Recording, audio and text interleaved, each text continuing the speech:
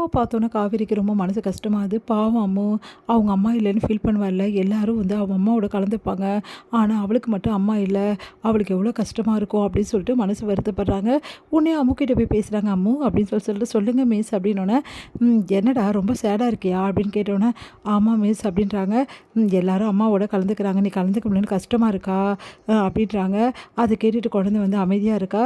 சொல்லு அம்மு, எனக்கு தான் அம்மா இல்லையே மிஸ், எனக்கு கஷ்டமாக தானே இருக்கும் அப்படின்னு சொல்லிட்டு குழந்தை சொன்னாலும், சரி கவலைப்படாத, கூடி சீக்கிரம் உன் அம்மா உங்ககிட்ட வந்துடுவாங்க. பாரு, இந்த வாட்டி நான் அடுத்த வாட்டி வந்து நடக்கும்ல மதர்ஸ் டே, அப்போ பார் நீயும் அம்மாவும் சேர்ந்து கலந்துப்பீங்க அப்படின்னோடனே, மிஸ் இது நடக்குமா மிஸ், கண்டிப்பாக நடக்கும் அப்படின்னு சொல்லிட்டு அதை சொல்கிறாங்க. குழந்தை கட்டிக்கிற அப்படியே ஆசையாக வருடி கொடுக்குறாங்க காவேரி. அடுத்து வந்து இங்கே வந்து என்ன பண்ணுறாரு விஜய் வந்து யோசனை பண்ணிகிட்டே இருக்காரு. காவேரி சொன்ன விஷயங்கள் எல்லாமே யோசிக்கிறாரு. காவேரி வந்து என் மேலே இவ்வளோ கோவமாக இருக்காளே, குழந்தை கூட அவளுக்கு வந்து குழந்தை கூட போக மாட்டேன்னு சொல்லிட்டாளேன்னு சொல்லிட்டு மனசு கஷ்டப்பட்டு உட்காந்துருக்காரு. தாத்தா வந்து என்ன விஜய் என்ன ஆச்சு அப்படின்னோடனே, தாத்தா எனக்கு ரொம்ப கஷ்டமாக இருக்குது தாத்தா, காவேரி வந்து என்ன நினைக்கிறானே ஒன்றுமே புரிய மாட்டேங்குது, காவேரி என்கிட்ட ரொம்ப கடுமையாக நடந்துக்கிறா தாத்தா, நான் என்ன பண்ணுறது அப்படி சொல்லிட்டு யோசனை பண்ணிவிட்டு தாத்தா கிட்ட புலம்பிட்டு இருக்காரு விஜய். இங்கே வந்து என்ன பண்ணுறாங்க, காவேரி வந்து யோசனை பண்ணுறாங்க. அம்மா கிட்ட வேறு கோவமாக நடந்துக்கிட்டோம், அம்மாவை ரொம்ப திட்டோமோ, அதனால் அம்மா சாப்பிடாம இருந்தால் என்ன பண்ணுறது அப்படின்னு சொல்லிட்டு சாப்பாடு எடுத்து சாப்பிடலான்னு நினைக்கும் போது அம்மா ஞாபகம் வருது அவங்களுக்கு. உடனே சாரதாக்கு கால் பண்ணுறாங்க. ஆனால் ஃபோனை வந்து சாரதா வந்து அட்டன் பண்ணல. என்ன அம்மா ஏன் ஃபோன் அட்டன் பண்ணல, என்ன ஆச்சு அப்படின்னு சொல்லிட்டு யோசிக்கிறாங்க காவேரி. எதுக்காக அம்மா ஃபோன் அட்டன் பண்ணலையா இருக்கும், நம்ம மேலே கோவமாக இருக்காங்க, நம்ம திட்டோன்னு சொல்லிட்டு, சரி சாயந்தரமாக போயிட்டு அம்மா வந்து சமாதானப்படுத்திடணும், என்ன பண்ணுறது, எனக்கு கோவமாக வருது அவங்க பண்ணுறது, அதனால தான் திட்டேன் அப்படின்னு சொல்லிட்டு யோசிக்கிறாங்க. இங்கே வந்து சாயந்தரம் கிளம்பும்போது குட்டி காவேரி மட்டும் வெளியே நிற்கிறாங்க.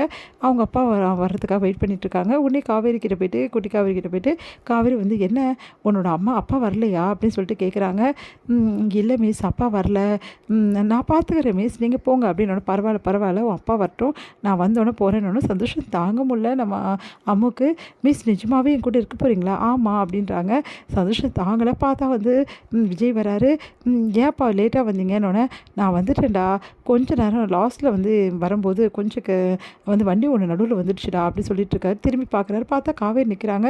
என்ன இது காலையில் அந்த திட்டினா நம்மளை, குழந்தை கூட வரமாட்டேன்னு சொன்னால் இப்போ குழந்தை கூட நிற்கிறா அப்படின்னு சொல்லிட்டு ஒன்றும் புரியாமல் பார்த்துட்டு, சரி வா போகலாம் அப்படின்னு சொல்லிட்டு கையை பிடிச்சி கூட்டிகிட்டு போகிறாங்க. அப்போ வந்து ஒரு நிமிஷம் உங்ககிட்ட கொஞ்சம் பேசணும் அப்படின்றாங்க காவேரி. என்கிட்டயா மிஸ் அப்படின்னோடனே, ஆமாம் உங்ககிட்ட தான் பேசணும், காவேரி பேச மாட்டேன்னு சொன்னால் இப்போ பேசணுன்றா அப்படின்னு சொல்லிட்டு, சொல்லுங்கள் மிஸ் அப்படின்றாங்க. சரி அம்மு, நீ போய் காரில் உட்காந்துக்கிறியா, நான் டேடி கிட்ட ஒரு 5 நிமிஷம் பேசிவிட்டு உங்கள் டேடி அனுப்புகிறேன் அப்படின்னோடனே, ஓகே மிஸ், சரி வா அப்படி சொல்லிட்டு விஜய் வந்து கூட்டின்னு போயிட்டு காரில் உட்கார வைக்கிறேன். இந்த அப்பாட்டு கேளு அப்படி சொல்லிட்டு வெளியே வந்து, என்னங்க மிஸ் என்ன பேசணும் என்கிட்ட அப்படின்னோடனே, இங்கே பாருங்கள் இன்றைக்கி என்ன நடந்துச்சு தெரியுமா கிளாஸில், என்ன நடந்துச்சு மிஸ் அப்படின்னோடனே நடந்த விஷயங்கள்லாம் ஒவ்வொன்றா சொல்கிறாங்க. இந்த மாதிரி எல்லோரும் அவங்க அம்மா கூட கலந்துக்கணும்னு இருக்கும்போது உங்கள் பொண்ணு மட்டும் கலந்துக்க முடியாமல் கஷ்டப்படுறா, அவள் அம்மா இல்லைன்னு வருத்தப்படுறா, உங்களுக்கு அந்த பொறுப்பு கொஞ்சமாவது இருக்கா அப்படின்றாங்க.